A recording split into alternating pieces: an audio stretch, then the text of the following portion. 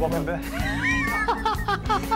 You can leave it on. It's okay. We are here at Rotary Club in Milpitas. We just taped Doris Roth, and she was the president. She is the current president of our Milpitas Rotary Club.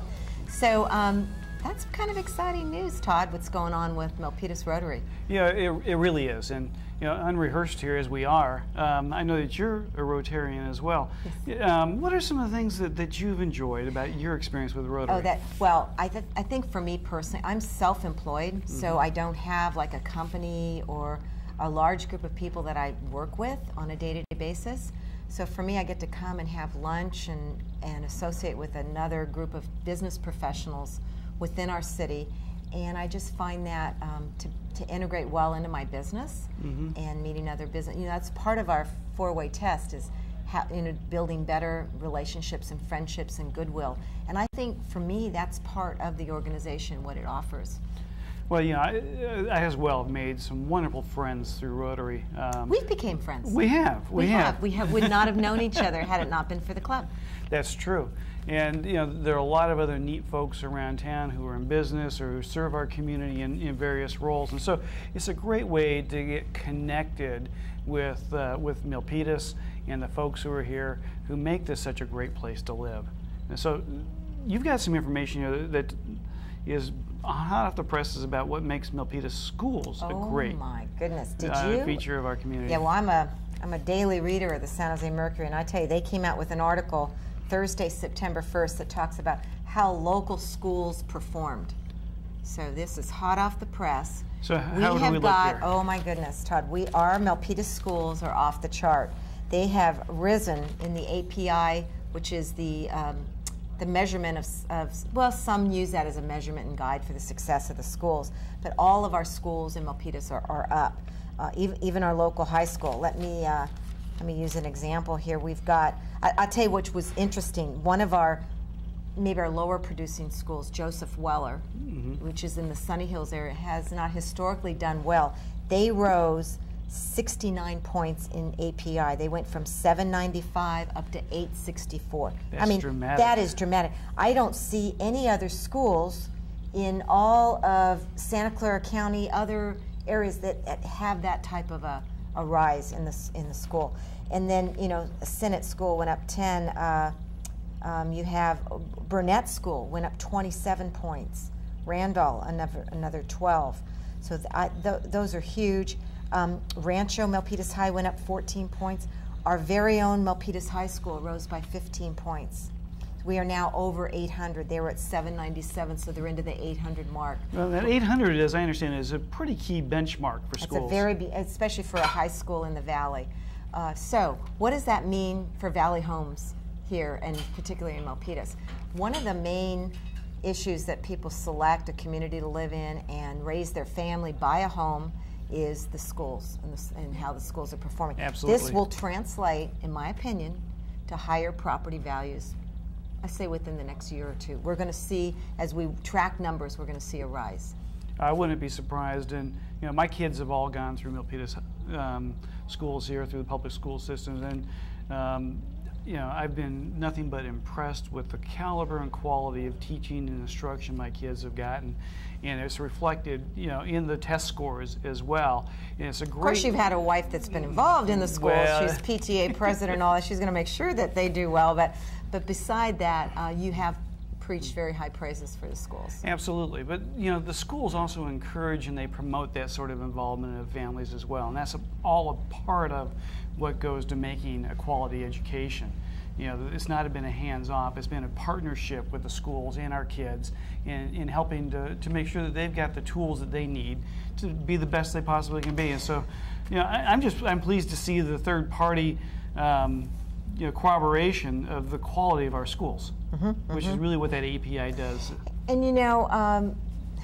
when a parent does the balancing act between do they want to afford to pay for private school versus public school, right now, with the rise in the public schools, it's making it more cost efficient to come to a community like Milpitas, where you can have an average home by a beginning home price of $450,000, $500,000, and not have to pay for private school, and still get quality education. So it's a win-win. In fact, I have to share with you, I had 3 open houses this past weekend, and they were all heavily trafficked. And many, many people that came in as a result of this article in the Mercury talking about the high-performing schools here in Milpitas, and it's drawing in buyers to look in our community. Well, that's tremendous.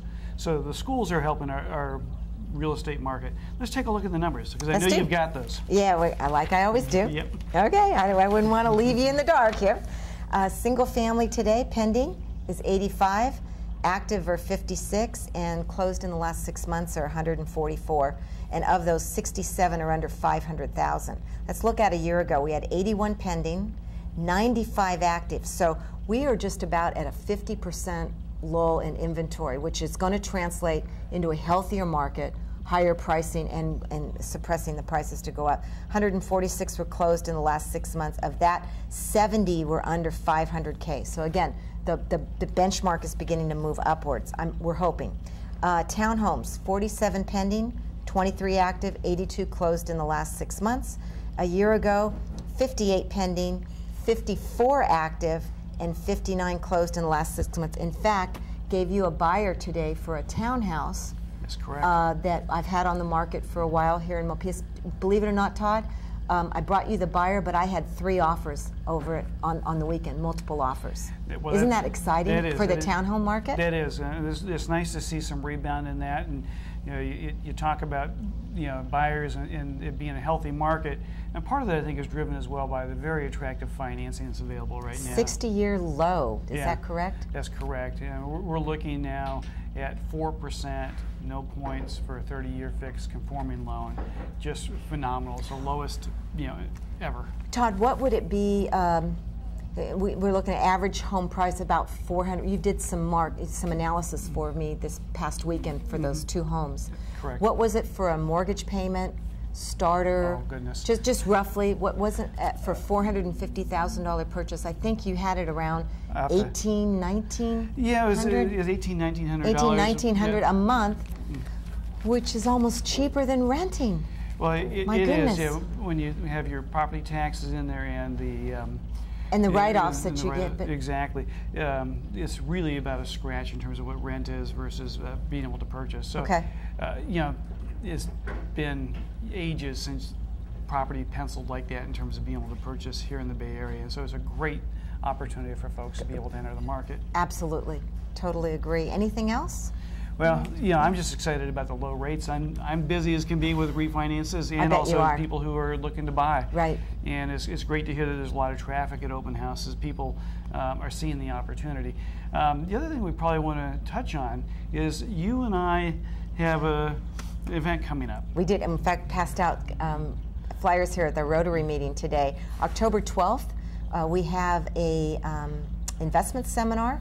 Well, you, myself, and another third party, Ami Shah, who's a local Milpitas CPA, we're teaming up to present the alternatives to investors on cash flow, buying investment property, particularly right here locally in Milpitas.